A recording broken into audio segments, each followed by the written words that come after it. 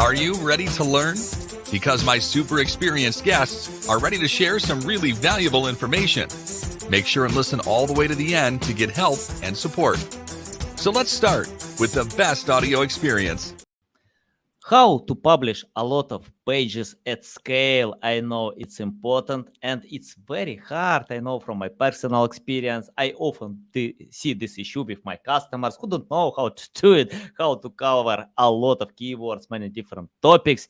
That's why I'm so excited to discuss this topic with Gordana Sretenovic. How are you? I'm doing amazing. Thank you so much for having me. I'm very excited to be back. Yeah, I remember our first episode that was so valuable. I spent some time in an emergency room to consume all this information, how I can handle the process, how I can consume all this information. So yeah, looking forward to learn more. Probably I'll go again to this room, to get I all hope this not. insights. I love this room. Anyway, I love this room because I can, I like to make notes and think, okay, can I implement it or not? It works for me. Okay, I can skip it. This tip is good for me. So yeah, as usual process. Okay. Yeah. Before we start, just tell more about yourself, experience, background. Remind our audience what you do and how you can create a lot of pages and content at scale. Yeah, I would love to. So my name is Gordana. It's fine if nobody can pronounce my name. It's very difficult. But you did a great job, so thank you for that. I'm a co-founder of a startup called Workello. And Workello is kind of an applicant tracking system that we built. It's a pre-hire testing platform that was originally built primarily to help companies hire writers because we do publish a lot of pages. So that's kind of how Workello was born. And previously to my co-founder position, I was a director of content at an agency called Content Distribution, where we actually published some crazy volumes and work with some amazing clients. So yeah, we developed our processes over the past, I think, 4 or 5 years. I don't even know how long. And yeah, I'd love to share it with everyone and help everyone scale their content production. So yeah. Nice, love it. Okay, I want to start from the first question. For example, right now I'm writing a new article for my blog, and I spent a few weeks, to write this article because Yeah. many things to change. It's hard. It's really hard. We are It talking is, yeah. about quality. I can't sacrifice quality because I know Google won't care about this article. So can you tell how to do it? How to increase the speed of writing, Mhm. but don't forget about quality. Yeah, of course. That is such a good point that you made there. And I'm betting that, well, I don't want to guess, but I'm betting that your article that you're, spending weeks on is more on the kind of thought leadership side, where you're actually trying to teach your audience something that you see kind of in your point of view. And for that, I am sorry, I don't have a lot of tips because you just got to do it. When you're writing a piece like that or you're making a video like I'm doing right now, I'm kind of making a lot of YouTube videos. None of them are live yet because exactly what you said, you can't sacrifice quality. When it's more of a thought leadership piece, I really just think the cure is to sit down and do it. And it's probably you are the only person that can do it, so nobody else on your team can. But if we are talking about just your regular blog articles that you want to publish at scale, they still need to be super, super high quality. They still need to offer tremendous value, but you still have to publish a lot of them. So to do that, you need to set a good system for your content team. So the number one thing is you really need to have a good content team. So you need to hire really good writers. And one of the ways to do that is to source a lot of candidates because I'm sure you probably know whenever you post, I'm looking for a writer, you get thousands of applications and 90% of them are not that great. So you need a good system there. You need to hire amazing people. You need to test them before you hire them. And then you need to onboard them really well. Which means you need onboarding documentation that's really detailed, really good, that kind of eases the writer into what you're trying to accomplish, what your brand is, what your tone tone of voices, the quality levels, all the good stuff. Then you need good editors, which again, we're going back to, you either hire editors externally or you promote your writers from within, which is what I like to do. And then you need process documentation for editors as well. So those docs will probably be another level higher than the ones you would give to writers. And then finally, you need just a good kind of QA content operations system. So you need to keep track of all of the articles that you're publishing. You need to be very strategic with the content that you're publishing. So sorry for meandering a little bit, but I just read a post today by Connor Gillivan, I believe that's how you pronounce his last name, on LinkedIn, about kind of high intent, mid intent, and low intent articles that you can write. And you can't just attack kind of top of the funnel content before you cover your bases with, bottom of the funnel, highly relevant for your current audience, something that's going to get them money fast. You can't just kind of go willy-nilly and spray and pray and, do that thing without actually covering your bases first. So the number one thing to do is to set up a good system, track everything that you're doing really well, cluster your keywords really, really well, and then have an amazing team to execute it. And that's as kind of simple as I can put it. Of course, all of these steps Yeah, have a million different steps within them, but those are the basics, I guess. And of course, nice, never nice. sacrifice quality for quantity. That's number Yeah, one. I believe 100% that you need to have a good team. But let's get back to the first Yeah. step: hiring these Yeah. people. I remember like 10 years ago, I had a team of copywriters who wrote about anything. I fired this team. Google helped me to fire all this team because I gave Yeah. them topics like weight loss, finance, anything. They wrote. Google ranked. Things change many times. Then I switched my attention to Upwork and similar websites.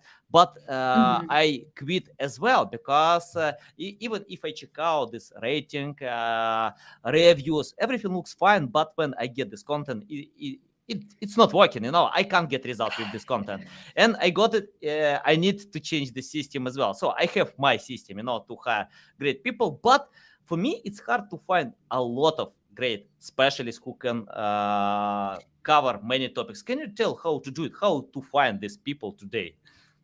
Yeah, of course. So I'm glad you had that experience because you know how hard it is, to Yeah. just find. It's like people like to say, "Oh, nobody wants to work these days." That's not true. Actually, people do want to work, and there are a lot of amazing writers out there. But it's just incredibly hard to find them because now, especially after COVID and everything, everyone's kind of working from home, and anyone who speaks a little bit of English is like, "Oh, I'm a writer. I can write anything," which no, you cannot. You are not a writer. There is a specific skill set that goes into this role, and it's ridiculous, what people are doing nowadays. So, how to find great writers? First of all, you need to get a lot of candidates, and there's no going around it. I'm sorry to anyone that doesn't want to do that, but you know what it's like. You know what it's like when you post a job and you just get a bunch of messages. The way we solved it first internally, and then of course we launched Workello publicly, was to create a bunch of automations with this internal tool that now is external to help us get those candidates and to test them.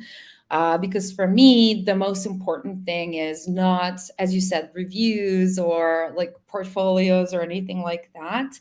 I really don't care about that. The only thing I care about is that you can produce the content that I need. And, it's going to be worth my time and my money, but also worth your time as a writer. So the way we, hire people is we post job ads on, ProBlogger, on LinkedIn. There are a million job boards all over the world. You can get really specific with locations. If you want to hire someone from Italy, you post on Italian job boards. I have a couple of my favorite ones because I like to hire from, Eastern Europe and Serbia, where I'm from. I'm a little bit Mhm. biased there. So we post our job ads there, and then we source all of our candidates into Workello, which is our tool. And then we just send tests to people that look promising. And how do you know that someone looks promising? Well, they actually tell you something about them. A lot of people just say, "Hire me. I'm amazing. I'm great. Look at my reviews." But a good candidate will provide a relevant portfolio. So if you have a crypto website, they will submit crypto related articles that they wrote, or like pets or anything like that. Doesn't really matter. So that's step number one. Step number two is they actually give you some kind of a cover letter. It can be short, but that is where you actually see that people, first of all, can speak English, which Mhm. a lot of people can't. But it's actually good. They just say, "Hey, I want to apply for this job. This is why I'm good, blah, blah, blah." And after that, we send them pre-hire tests. And now we designed these tests to be highly relevant for the content that we are producing. So we would ask our candidates to write about 200 to 400 words, depending on the project, on a very specific keyword, and ask them to incorporate several things that are important to us, such as internal links, external links. They need to add some kind of a list in their content. They need to incorporate a couple of keywords naturally, so we know that they understand how these things work and they're not just keyword stuffing, every other word as a keyword. That's not how things go. And yeah, after that, we interview them, we hire them, obviously. But I think the most important part of this process, well, actually, two most important parts are sourcing and then testing. Because if you don't know where you're looking, you can just end up with a lot of bad candidates. But then if you don't test them, you will never know how to, find that diamond in the rough. And I can tell you from my experience, some of my best writers were absolute beginners. They never worked as content writers before, or they maybe wrote a couple of articles in their life, but they did their tests so well and they showed that they actually have this talent and have this skill, but no one gave them a chance. So that is kind of how you remove any sort of bias from your hiring process, and you actually can find that top 1% of people that you actually want to hire. Nice. Will be able to follow your documentation and understand what you're asking of them.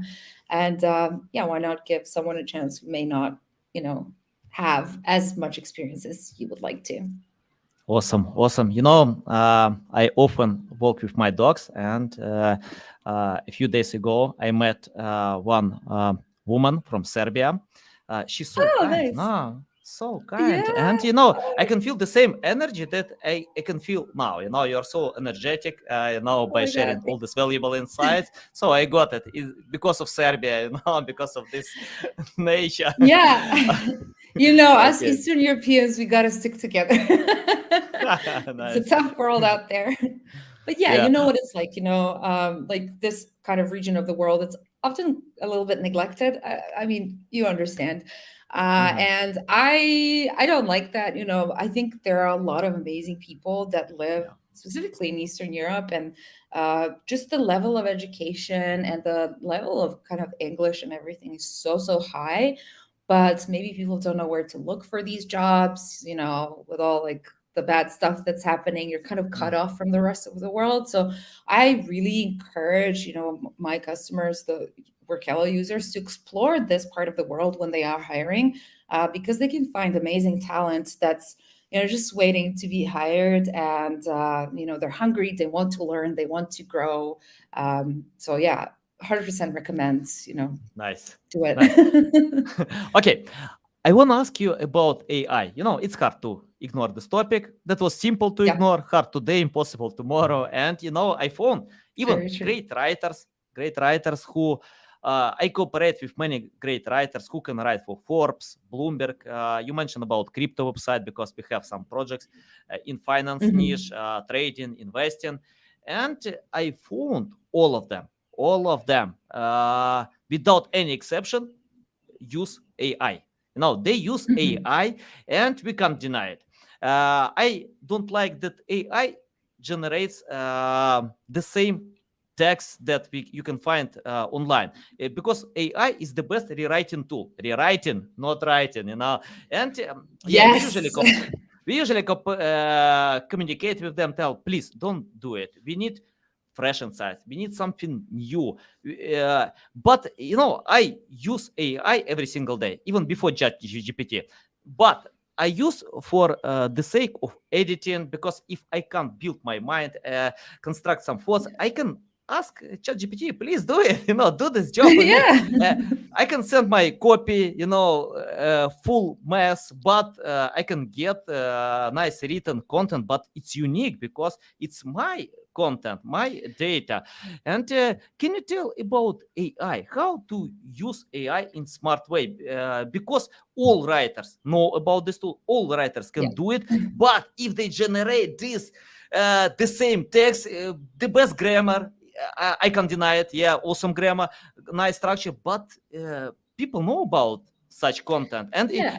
I can get the feeling, when I ask my friends about a new movie, please give me feedback, and I always get feedback like the same plot. I watch many the same movies. It's not interesting, and of course, I don't Yeah. want to watch this movie again. So, any tips how to use AI to create something new and unique? Yeah, actually, what you just said is, I think, the best way to do it, because you're right, we can't escape it. Everyone is using AI. You, me, any writer, they're just going to use it. But like you said, it can't produce original thoughts, original ideas. And I'm sure you notice that most AI generated content is kind of boring, just Yeah. beats around the bush for a million years before it gets to the point.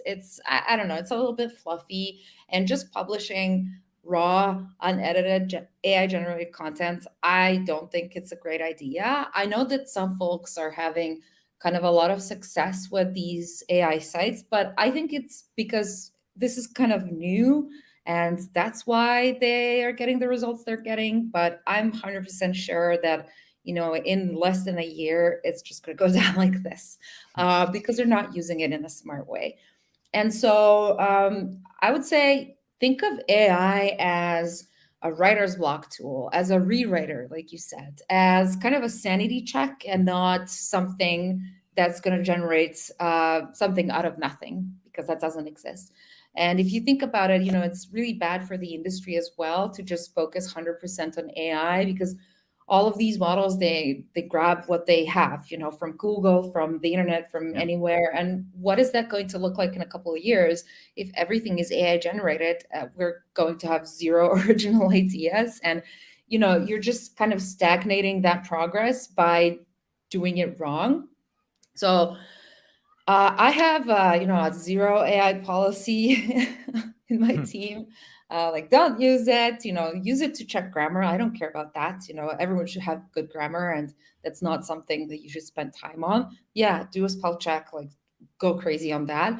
But when it comes to actual writing, you need to be the one who wrote it, because you need to be the one who did the research, and you know what a reliable source looks like. And I'm not sure AI knows what a reliable source looks like.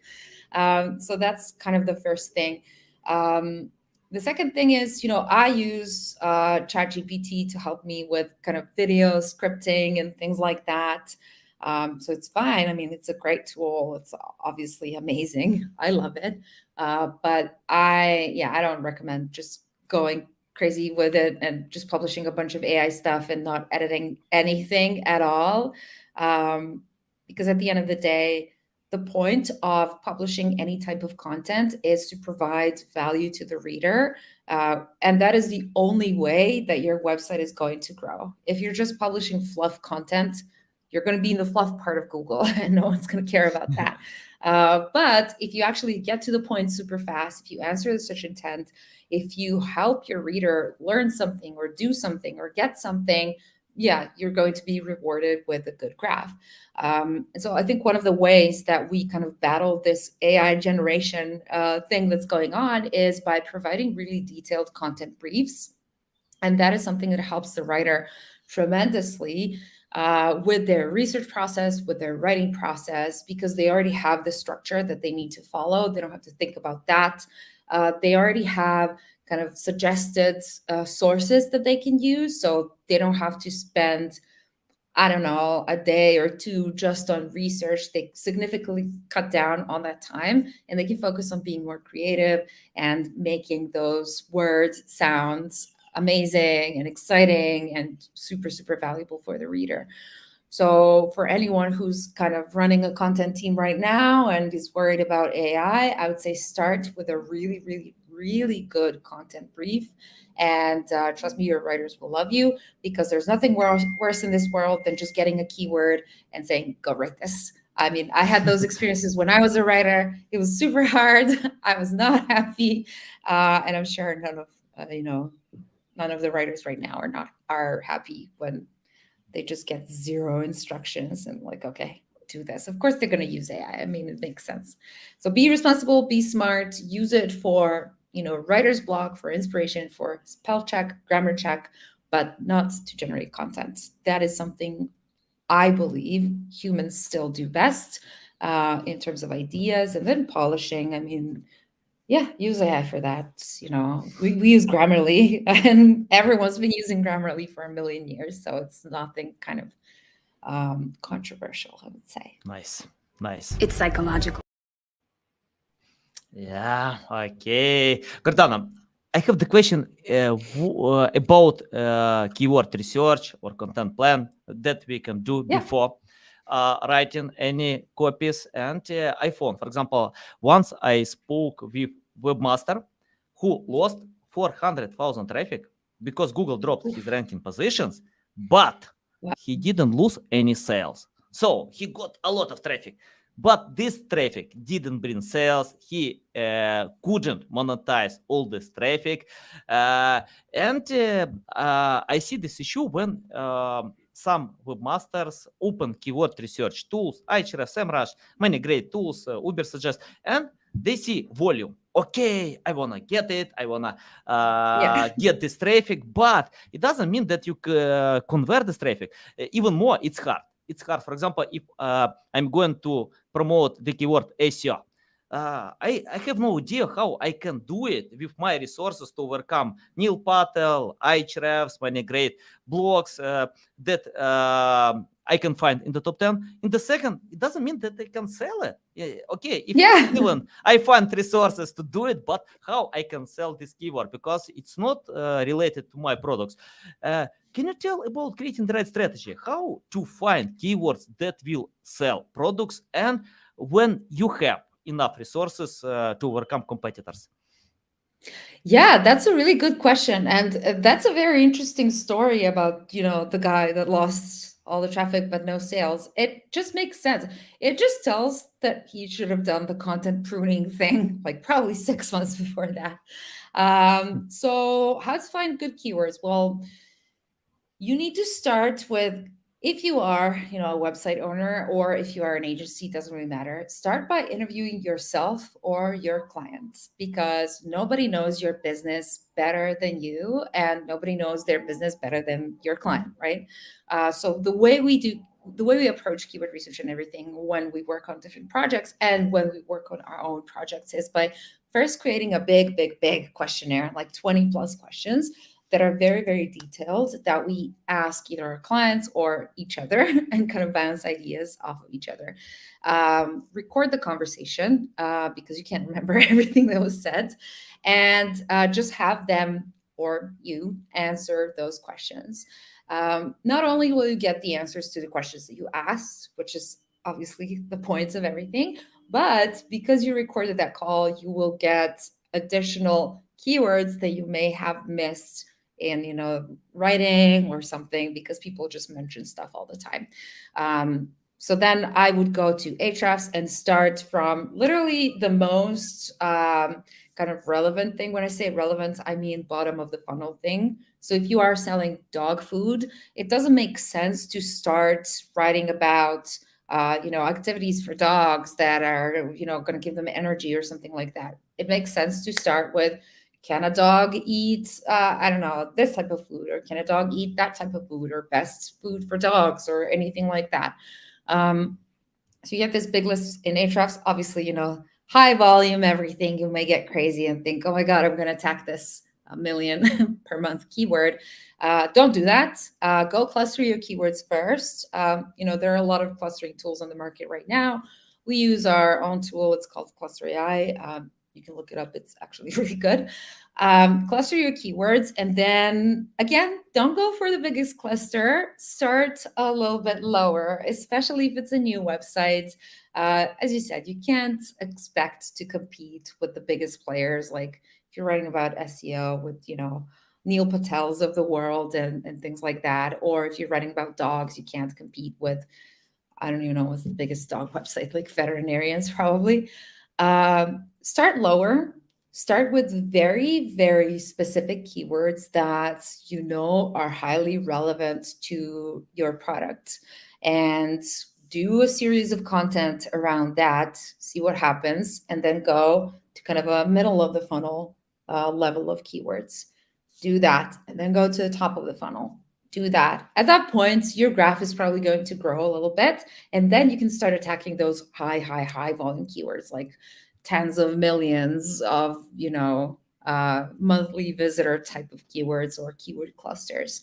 And because you already have a lot of relevant content on your page, Google knows that you are kind of a reliable source of information for that niche that you're in. If you are using good writers, have good processes, have good briefs, all of that is kind of a prerequisite. Of course, Google's going to reward you. You can start attacking those larger keywords and start getting some traffic from there. But if you're a new website and you just say, oh, I'm going to go for the top keyword, nothing's going to happen. So don't waste your time. Don't waste your money. Start low, start slow. And I promise you, you will see results 100%. And cluster your keywords, please, because there's literally whatever niche you're in, there are probably millions of keywords that you can target. And how do you know how many pages of content you're going to create if you don't do clustering? Nice. So yeah, cluster and then low and slow. Number one. Yeah, I have a bunch of questions, but I wanna ask the question from Connie. She has a great smile like you have, the same. And I love you. the question: I need AI to link to my voice with workflow. Is it possible? Can you reply to this question? I have no idea. I'm sorry. Don't know. Probably, if I understand correctly, Connie wanna ask, can we use AI to set up some emotions? I think it's possible if you use the right prompts, in AI, and tell, okay, I have friendly style, simple style, Mhm. my audience, I don't know, kids, adults, anything. So you can ask to set up emotions, inspirational, encouragement. Yeah, I think it's possible. You can play with prompts. You can find a bunch of prompts, but it's better to find yours and don't copy others, just to play with this tool. And after some time, you can get the text that related to your voice. Why not? Yeah, love it. Yeah, I mean, I'm sure you can. I don't know. I never played around with it that much, but Mhm. I actually saw there's this tool. I forgot what it's called. I was subscribed to one of these AI newsletters, and they send kind of three interesting AI tools every single time they send a newsletter, which is every day, I think. And one of them is this AI chatbot that's kind of like a friend or something, and then you can talk to it and it explains on the sides why it gave the answer that it gave. I am not sure about the name, but I can send it over later. Maybe you can link to it or something. Nice. It's Yeah, pretty I cool. will. So maybe in a couple of years, who knows what's going to happen. I mean, it's an exciting time, definitely. Nice. Okay, you mentioned about clustering keywords. I'm interested about that because I have my clustering tool. We can cluster on Ahrefs, SEMrush, so we have their clustering by parents topics. Can you tell what kind of benefits you have by using your tool compared to Mhm. others? Because I see Mhm. most tools use the technology to compare content in the top 10. So if they have the same content, they can group in one subgroup. But I see when people when they use surfer SEO phrase or similar tools, they usually submit a lot more keywords, and it might Mhm. confuse users, it might confuse Google. So can you tell more about how to cluster in the right way? I mean, like to submit enough keywords, Yeah. and to save logical structure. Yeah, of course. So yeah, you're super right about too many keywords. I see that a lot. People try to submit 100,000 keywords to cluster. I mean, at that point, what are you clustering? That's way too many. That's not keyword research. It's just typing a term and downloading everything from Ahrefs. Everything starts with, first of all, again, your brain and kind of how much you know the brand, whether it's your brand or your client's brand. So we go back to that questionnaire that we did with highly relevant stuff. So you do very good keyword research in Ahrefs or wherever you do it first. You narrow down that list. I would say max 25,000 words, but even that is a little bit too high. You're going to have, I don't know, 3,000 clusters after you end with that. No one's going to produce 3,000 pages. That's just way Yeah. too many. I'd say anything above, 1,000 is good. But the way our tool works is very similar to what you just said. So it compares every single keyword against every other keyword. And if it sees 3 or more pages that rank for both of them on the same page, it clusters them together. If not, separates them. And so the way, the deliverable you get is just this big spreadsheet with, a lot of lines and your main keyword in kind of the first column, and then your variations in the second column, and then of course the volume. So that way exactly how many articles you need to produce to absolutely dominate that niche that you did your research for. And you know how to plan your budget, how many writers you need, how many editors you need, how much money you need, obviously, and how much time you need to produce all that content. And so, again, as I said, there are a lot of clustering tools on the market. The way ours is different is just it's been around for a long time. It's been battle tested on a million projects, and a lot of our customers are having really great results, us included. We were never hit by a Google update. And I think one of the reasons is the tool that we're using. But again, I would rather you cluster with anything than not cluster at all, even if you're not using my tool. It's just a smart way to do things. There's absolutely no reason not to do it, because why would you write 2 articles for 2 keywords when you can just write one and rank with both of them on the same page? Don't throw your money in the toilet, use it smartly. And just cluster your keywords, please. Nice. So yeah, we basically just go in the deliverable, we see what's super relevant for us, we see what we want to start with. And one of the more interesting things that keeps happening is those very low volume keywords turn out to, sorry, keyword clusters, not keywords, turn out to be crazy successful. And I remember one time we had a 0 volume cluster, and we're like, okay, let's just do this. Let's see what happens. That page got tens of thousands of visitors each month, so many conversions, and it was 0 volume. So you never know. You just need to be so specific when you choose what you're actually going to cover. Even when you have keyword clusters, you still need to, turn on the rain and kind of see, okay, what do I want to do? Nice. So yeah, I hope that answers the question. Yeah.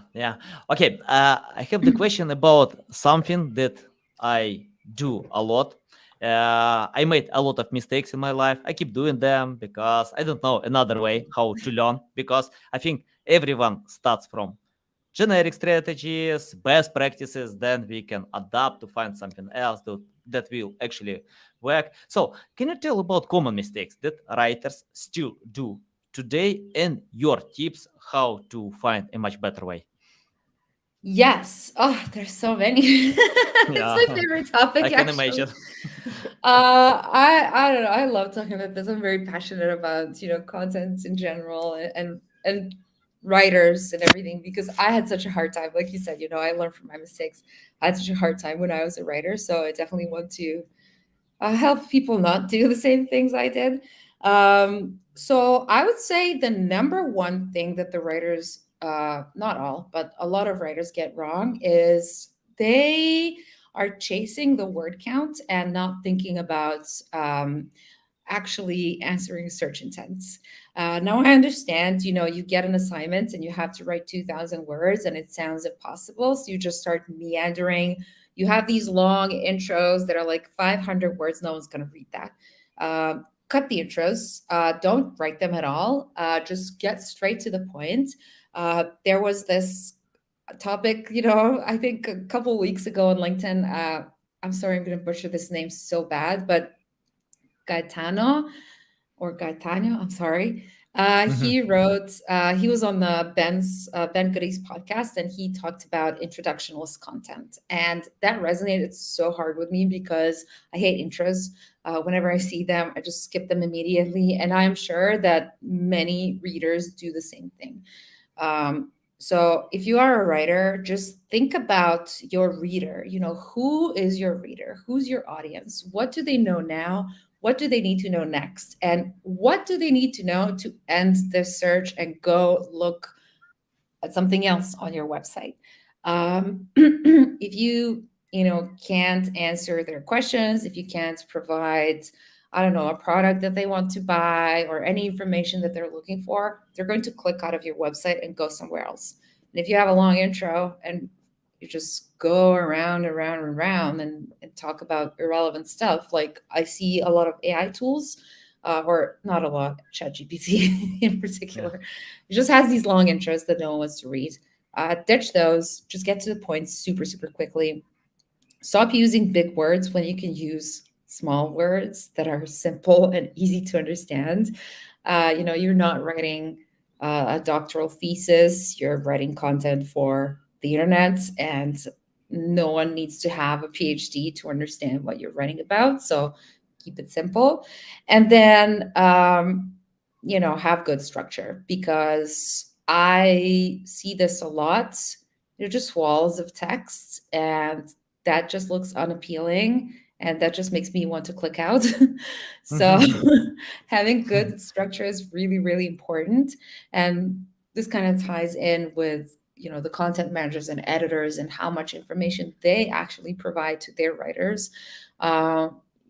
Just please provide briefs to your writers, because you don't want to leave this very important thing in the hands of someone who's not as invested in your business as you are, because you are the person who is the most invested in your business. So have good briefs, and make sure to mention like no intros or like one sentence intro. Just get to the point, and of course offer structured data and numbers and everything to support your claims, because you want to be better than anyone else on Google. That's the point of any content that we're publishing. You want people to like it, so you need to kind of make it easy for them to digest, I guess. Nice. I have two questions left, and I want to know about them. My question about you mentioned about having the right structure, and you mentioned a few times about bounce. We have this issue now when people bounce fast. It doesn't matter what kind of content, because, for example, according to data, people read only 5% of all books. 80% of people bounce videos in the first 20 seconds. It's the same with website content. So people don't want to consume content that are not interested. And once I spoke with Jim Edwards. He worked in Business Insider 10 years. He started on this company from scratch. Then company was sold for $500 million. Good success. Everything looks fine. Not bad. And he told me that success of Business Insider depends on creating non-boring content. If we take business niche, it's boring. We can't deny it's boring. And I love reading books, business books, because I know it's important for me to develop my skills, to grow my company. but most of them are boring. It's really boring. Yeah. When I take a new boring book, I can, I can. If you have problems with sleep, you can sleep well all night. That Everything is so true. medicine pills.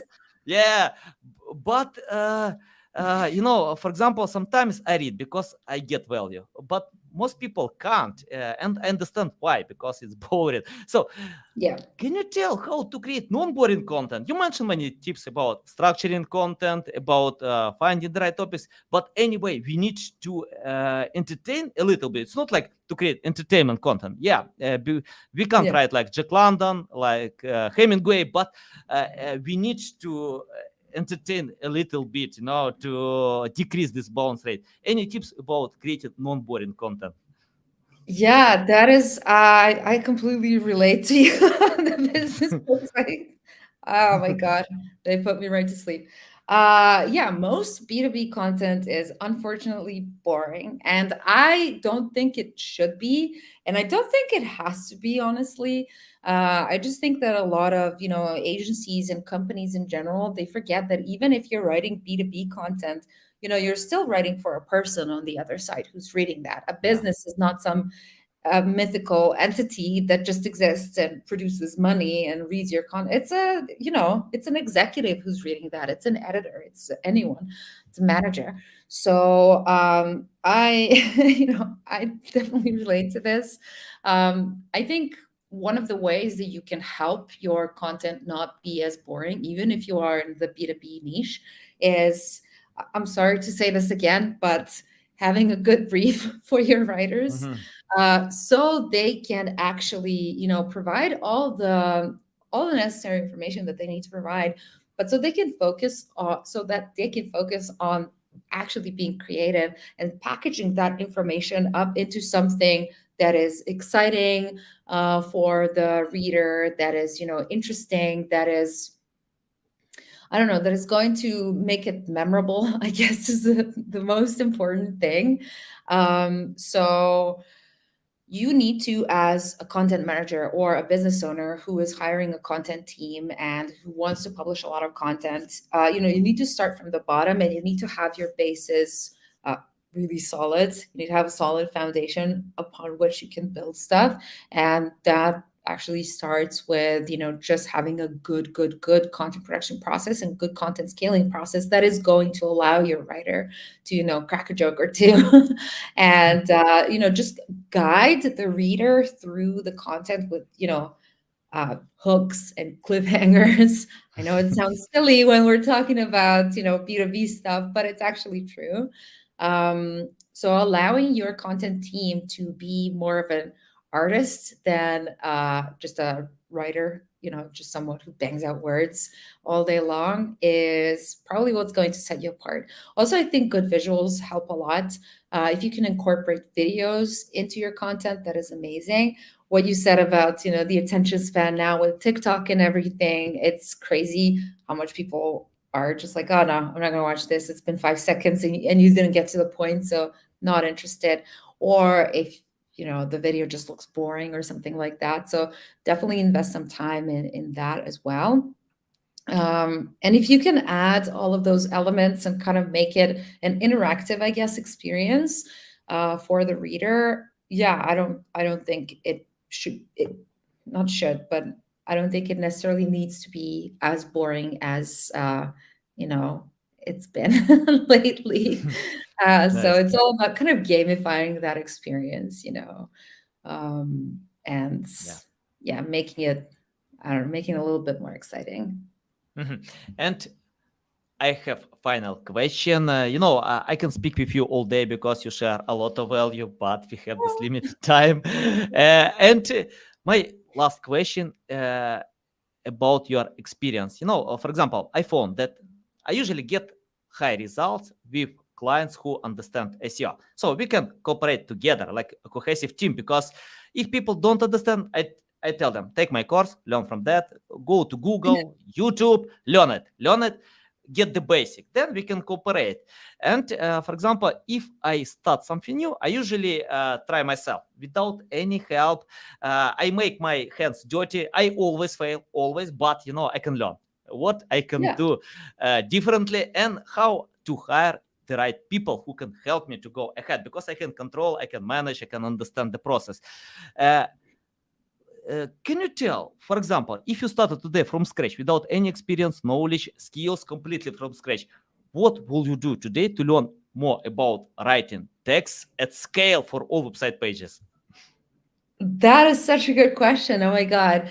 I would say I would definitely be more active in the, content and SEO communities, which is something that I did not do when I started as a writer. I was just a freelancer before this, and for many, many years, it was really, really hard. And I think one of the reasons why is because I wasn't spending enough time in the actual communities, because there's, only so much you can learn from Googling when you don't know what you don't know, right?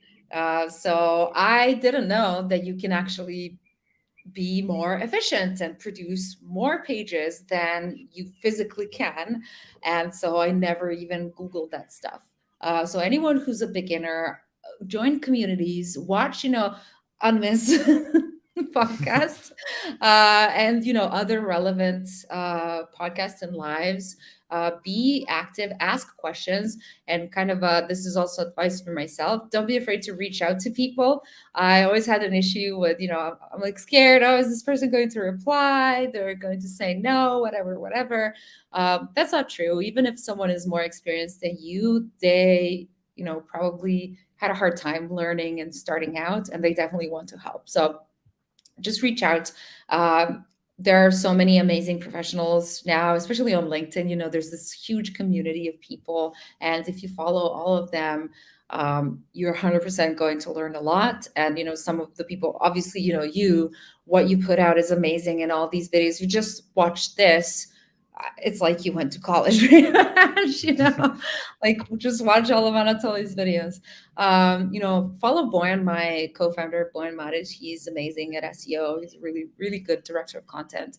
My other co-founder, Nick Jordan, he's also great. Tim Henson is amazing. Ben Goody, he also has a really good podcast that I like. And, a lot of folks on LinkedIn publish amazing, amazing stuff. They have amazing communities. You can join our Facebook community. It's called Fatgraph Content Ops. You're welcome to come. And yeah, just find out what you don't know, I guess, is the most important thing. Don't just focus on writing as a craft, because that is important. But ultimately, if you want to scale, it doesn't matter how great of a writer you are. It matters how ready you are to organize all of that and gather a bunch of writers and write good documentation for them and set up those systems and kind of guide them through the whole process. And I think one of the only ways to do that is to just see what other folks are doing and try to recreate that, I guess. Nice. Awesome. It's a big pleasure again to get on my show, to Same. learn from you. When you write a book, I'll read your book and shout out Oh with my my audience, God. because I can feel it. You can write a great book, and looking forward to Oh, get it. I'm pretty sure you will do it in one day. And I hope so. tell our audience the best way how to keep learning from you, how to follow you, how to reach out to you. Yeah. First of all, thank you so much. No one's ever said that to me before, so thank you. Follow me on LinkedIn. It's my name that you see here. It's Gordana Sretenovic. I publish every day, and I talk a lot about content and scaling content and just writing great stuff, ranking for it, and making fat crafts. There's also a Facebook community that me and my co-founders run. It's called Fat Graph Content Ops. So join us over there. And of course, workhello.com, we publish stuff every day over there. So you can get a lot of, free lessons about anything content related. So yeah, that's, I think that, oh yeah, I have a YouTube channel. Sorry, I forgot about that. It's called Content Distribution. I'm slowly but surely publishing videos. Again, all about, building teams and scaling content. So definitely join us there. Um, And Yeah, yeah, nice. that's it. Okay, guys, you can find the links to all accounts, websites that Gordana has in the description below. Listen us on Apple, Google, Spotify. Thanks again for your time. Love it. Welcome back Thank you so anytime much. to share more Thank you. I value. had I so much love fun it. again. It's like my favorite thing to do. I love Okay, it. nice. Thanks, guys, for listening and watching us. Thank you.